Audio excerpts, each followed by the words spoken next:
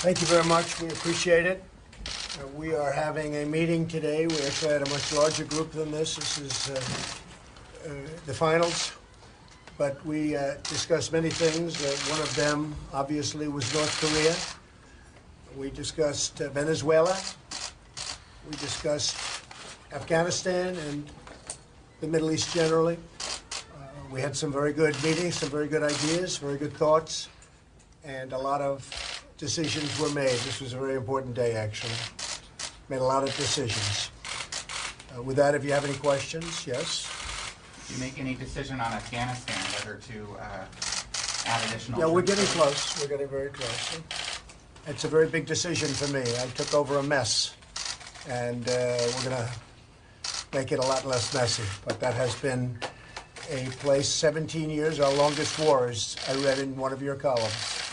And frankly, it's going to be a decision that's going to be made very soon. And do you have full confidence in International Security Advisor? Yes, I do. General McMaster? Yeah, absolutely. He's our friend. He's my friend, and he's a very talented man. I like him, and I respect him. Sir, why did you decide to announce the transgender ban reversal a couple of weeks ago? And are you betraying the community that you pledged to support? No.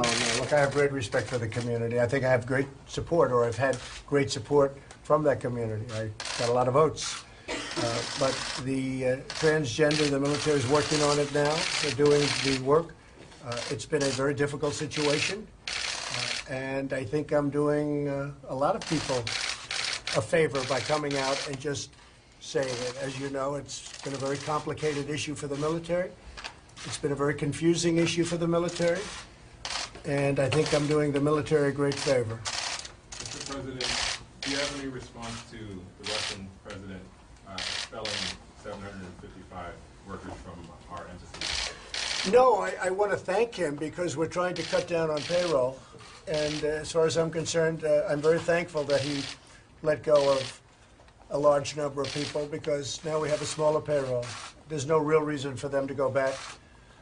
So I greatly appreciate the fact that they've been able to cut our payroll for the United States. We'll save a lot of money. Mr. President, was it approppriate for the FBI to raid the home of Paul Manafort pre-dawn? I thought it was a very, very strong signal or whatever. I know Mr. Manafort. I haven't spoken to him in a long time, but I know him. He was with the campaign, as you know, for a very short period of time, relatively short period of time, but I've always known him to be a good man. I thought it was a very, they do that very seldom. So I was surprised to see it. I was very, very surprised to see it. Have you spoken We to haven't the FBI really been director involved. about it? Excuse me? Have you spoken to the FBI director about it or the? No, I have Attorney not. General? I have not. But to do that early in the morning, whether or not it was appropriate, you'd have to ask them. I've always found Paul Manafort to be a very decent man. And he's like a lot of other people, probably makes consultant fees from all over the place. Who knows? I don't know. But I thought that was a very, that was pretty tough stuff. Mr. President, To wake him up, perhaps his family was there. I think that's pretty tough stuff. Mr. President, speaking of the Attorney General, how would you categorize your relationship currently with Attorney General Sessions? Have you guys spoken about some of the differences you've had in the past? It's fine. It is what it is. It's fine. He's working hard on the border. I'm very proud of what we've done on the border. I'm very proud of General Kelly, what he's done on the border. One of the reasons he's my chief of staff right now is because he did such an outstanding job at the border. We're down 78%. Nobody thought that would be, I mean, in the old days with other administrations, if you were down 1%, that was considered a big thing. We're down 78% at the border, and nobody thought that was possible. So I'm very proud of General Kelly. He's now chief of staff. At the same time, I'm very proud of what we've done over the last 6 months between Supreme Court, between tremendous amounts of legislation that's been passed. You know, we had 42 to 48 bills passed. I'm not talking about just executive orders. I'm talking about bills passed. We had massive executive orders. We got rid of record-setting amounts of regulations, and a lot of it is statutory where it's a 90-day period, then you have to wait, then it's another 90-day period, you have regulations, and a lot of it is statutory where it's a 90-day period, then you have to wait, then it's another 90-day period, you have to wait 30 days. Much more is coming out. And I believe in regulation. You have to have some regulation, but we're going to have a small percentage of regulation compared to what we have. And I think that's why you see business enthusiasm's the highest it's been in 18 years, why unemployment is the lowest it's been in 18 years. I mean, the unemployment rate just came out. It's the lowest it's been in 18 years. And with that being said, we have companies moving into the United States, whether it's Foxconn, you saw the two large auto companies moving back. Probably they'll go to Michigan, but they're negotiating with various states. We have done a lot in a short period of time, so I'm very proud of it. I think that General Kelly is going to be a fantastic chief of staff, however. Mr. President, are you going to increase the U.S. military presence in Asia? We are going to look at what's happening in Asia. We're looking at it right now. We're constantly looking at it. I don't like to signal what I'm going to be doing, but we are certainly looking at it. And obviously, we're spending a lot of time looking at, in particular, North Korea. And we are preparing for many different alternative events at North Korea. He has disrespected our country greatly. He has said things that are horrific. And with me, he's not getting away with it. He got away with it for a long time between him and his family. He's not getting away with it. It's a whole new ballgame. And he's not going to be saying those things, and he's certainly not going to be doing those things. I read about we're in Guam by August 15th. Let's see what he does with Guam. He does something in Guam, it will be an event the likes of which nobody's seen before, what will happen in North Korea. And when you say that, what do you mean? You'll see. You'll see. And he'll see. Is that a He dare? will see. It's not a dare.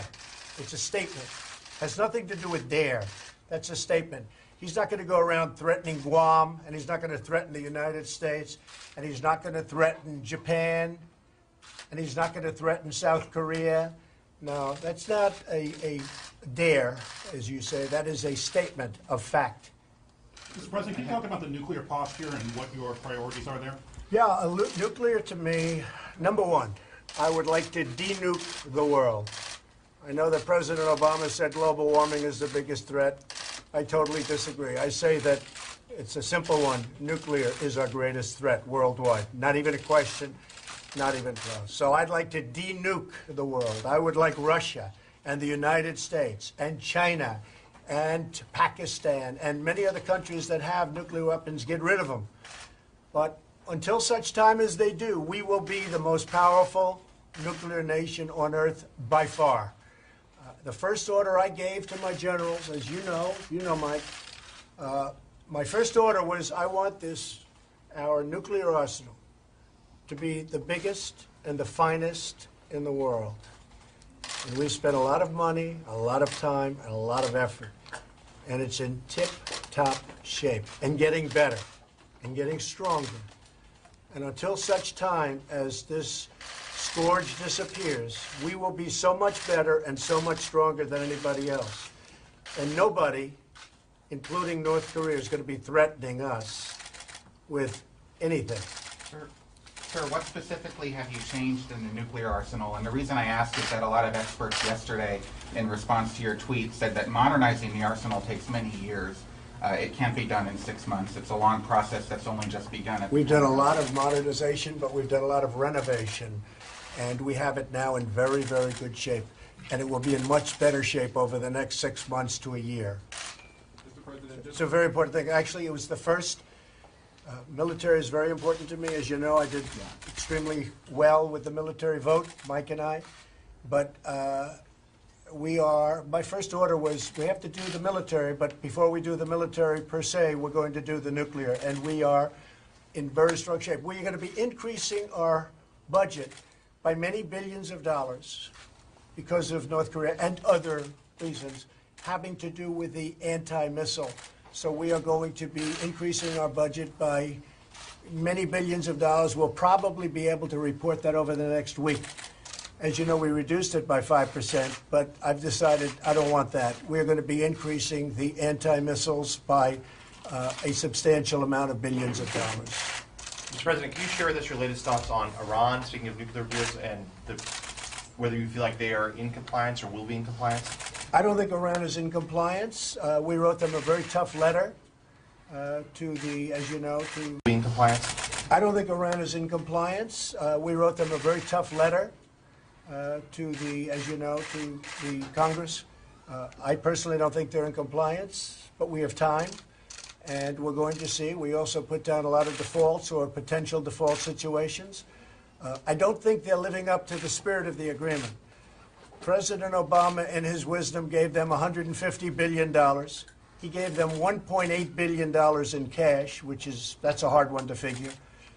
But that was his decision. I think it's a horrible agreement. But they are not in compliance with the agreement, and they are certainly not in the spirit of the agreement in compliance. And I think you'll see some very strong things taking place if they don't get themselves in compliance. But I do not believe they are in compliance right now. Mr. President, what's the latest on the leak investigation that the Attorney General announced late last week? And is there any separate investigation that you're Yeah, sure, we're overseeing at the looking. White We're House? always looking. You have two leaks. You have the leaks coming out of intelligence and various departments having to do with Syria, having to do with all sorts of different places, having to do, frankly, with North Korea. And those are very serious. And then you have the leaks where people want to love me, and they're all fighting for love. Those are not very important, but certainly we don't like them. Those are little inner White House leaks. They're not very important, but actually I'm somewhat honored by them. But the important leaks to me, and the leaks that the Attorney General is looking at very strongly, are the leaks coming out of intelligence, and we have to stop them for the security and the national security of our country. Mr. President, you're passing notes to the special counsel, Bob Mueller. Can you talk a little bit about what those... No, not notes. Yeah. We're working with them. I mean, we have a situation which is very unusual. Everybody said there's no collusion. You look at the councils, they come in. We have a Senate hearing. We have judiciary. We have intelligence. And we have a House hearing. And everybody walks out, even the enemies. They said, no, well, there's no collusion. There's no collusion. So they're investigating something that never happened. There was no collusion between us and Russia. In fact, the opposite. Russia spent a lot of money on fighting me. And if you think about it, I want a strong military. You see our budget is up by, it will be hundreds of billions of dollars soon, our military budget. Russia doesn't like that. Hillary was going to cut the budget substantially, the military budget. Russia is very important for Russia, oil and gas. We are now an exporter, because of an incredible 6 months that I had, an exporter of oil and gas. That's bad for Russia. I always said, I don't think Russia wants me, because I want a strong military and I want low energy prices. Energy is a disaster. Low energy prices is a disaster for Russia. Additionally, it seems that Russia spent a lot of money on that false report, and that was Russian money. And I think it was Democrat money, too. You could say that was collusion. Plus, the Democrats colluded on the Ukraine, so they colluded. And then when you get down to it, why isn't the FBI looking at the DNC server? You have a server that the Democrats refuse to give to the FBI. Now, I don't know how the FBI can investigate something if the DNC, the Democrats, refuse to give the server. So we have an investigation of something that never took place. And all I say is work with them, because this is an event that never took place. Now, as far as somebody else, where did they file the right papers, or did they forget to file a paper? You know, I guarantee if you went around and looked at everybody that made a speech or whatever these people did, that's up to them. Did they do something wrong because they didn't file the right document or whatever? Perhaps you'll have to look at them, but I guarantee you this, probably a lot of people in Washington did the same thing. Mr. President, given your harsh criticism of Democrats just now, how are you going to bring them in on things like infrastructure or healthcare? Well, we'll have to see. I'm not sure that we will bring them in. I mean, maybe we'll bring them in, maybe not. I think the infrastructure bill will be bipartisan. In fact, frankly, I may have more support from the Democrats. I want a very strong infrastructure bill. We've, as of this moment, spent over $6 trillion in the Middle East. As far as I'm concerned, when I say spent, we've wasted $6 trillion in the Middle East, and yet we can't fix our roads and our bridges and our schools and our airports. And I think that's a very sad situation. So I'm very strong on infrastructure, and a lot of Republicans are, but I know a lot of Democrats are also. I think that'll work out. I think it's going to work out very well. Mr. President, have you thought about or considered leading to dismissal of the special counsel? Is there anything that Bob Mueller could do that you would send you in that direction? I haven't given it any thought. I mean, I've been reading about it from you people. You say, oh, I'm going to dismiss him. No, I'm not dismissing anybody. I mean, I want them to get on with the task, but I also want the Senate and the House to come out with their findings. Now, judging from the people, get on with the task, but I also want the Senate and the House to come out with their findings. Now, judging from the people leaving the meetings, leaks, but they leave the meetings all the time and they say, no, we haven't found any collusion. There is no collusion. You know why? Because I don't speak to Russians. Look, I won because I suppose I was a much better candidate than her. I won because I went to Wisconsin. I went to Michigan. I won Pennsylvania. I fought a smart battle. That's why I win. I didn't win because of Russia. Russia had nothing to do with me winning. The thing that we had a great team, and I guess I did a good job. And you know what? Honestly, they spent much more money than I did, by a lot. You know that. They spent a lot more money, and honestly, they did not do a very good job of campaigning. And one more question about Senate Leader McConnell. You talked about him outside a little bit earlier, but have you reached out to him since your phone call yesterday? No. And have you given any consideration to asking his wife, your transportation secretary, to help bridge whatever? Elaine is dividing doing a you very guys? good job. We're very proud of Elaine as Secretary of Transportation. As you know, as you said, Mitch's wife. She's doing a very, very good job. I'm very disappointed in Mitch. But if he gets these bills passed, I'll be very happy with him. I'll be the first to admit it. But honestly, repeal and replace of Obamacare should have taken place. And it should have been on my desk virtually the first week that I was there or the first day that I was there. I've been hearing about it for 7 years. So repeal and replace should have taken place. The tax bill, tax cuts, tax reform, hopefully they get that done. I hope they get it done. And the other thing would be the infrastructure bill. In addition to that, you know, we've passed a lot of things. We've passed accountability with the VA. We've passed a lot. We're doing a lot of great work at the VA. And we're doing a lot of great work all over. You look at what's happening with the coal industry, where they're putting on. I mean, I looked at West Virginia the other day. I was in West Virginia making a speech, and they are doing great as a state. The great governor of West Virginia, Jim, who you saw, he just became a Republican. He left. It's the first time in many, many years that a thing like that's happened. He just left the Democratic Party, and he became a Republican, which was a great moment. Hasn't happened in many years. So we're very, very happy with what's happened. We think it's been an incredible 6 months. We've done, you know, a lot of record-setting business. It's incredible. You look at what's going on with the economy, and you know, to me, very important, you look at the enthusiasm of businesses. You look at companies moving back in. You just saw on Friday the 2 big car companies that are coming in. You saw last week Foxconn. They make the Apple iPhones. They make all of the desktop. They're the biggest in the world. They're coming into Wisconsin with an unbelievable plant like we've never seen before. And I actually said to Tim Cook of Apple, I said, you know, Tim, I won't consider myself successful as president unless I see you start building those big, beautiful plants that you have all over China. You start building them in the United States. And he's going to do that. Mr. President, you were critical of the intelligence in the run-up to the Iraq war. Should we trust the intelligence now we're hearing about North Korea? Well, you know, it's different intelligence. I have Mike Pompeo. I have great confidence in him. That doesn't mean I had confidence in his predecessor, okay? Which I didn't, actually. Although he did say good things about me. He did say he had no information or know anything on collusion, so I shouldn't maybe say that, but I will say it. But I have tremendous confidence in Mike Pompeo. Dan Coates, fantastic. I mean, we have people. I think your new head of the FBI is going to be, I think I've done a great service for this country. I think that Christopher will do a fantastic job as the head of the FBI. So, look, nobody has greater respect for intelligence than Donald Trump. But you have to have the right leaders. I think we have great leaders right now. And, you know, you can look at the intelligence over the years. It was intelligence that got people to make one of the worst decisions ever made in the history of our country going into Iraq.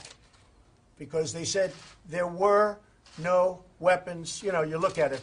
It ended up being there were no weapons of mass destruction. They said, if you listen to them, weapons of mass destruction were all over the place, but they were not there. That was intelligence.